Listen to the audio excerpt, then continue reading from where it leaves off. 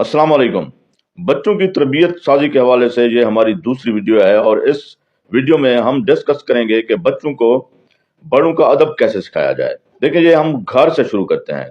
घर में वालिद, वालदा, बड़ा भाई, बड़ी बहन मौजूद हैं।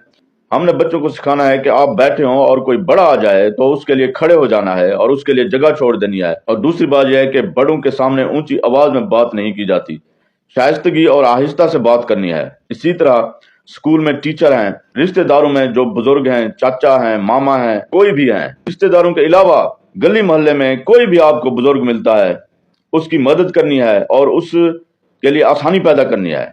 और बड़ों को आप कहकर मुखातिब होना है, तुम नहीं कहना है किसी सूरत में। और ये प्रैक्टिस करानी है बच्चों को। ये आप घर में देखें कि अगर वो ऐसा नहीं करता तो उसे प्रैक्टिस कराएं और उसे अमली तौर पर ये काम कराएं। यूं बचपन ही से बच्चों के अंदर ये आदत डेवलप हो जाएगी कि वो बड़ों का अदब करेंगे हमेशा हर जगह पर।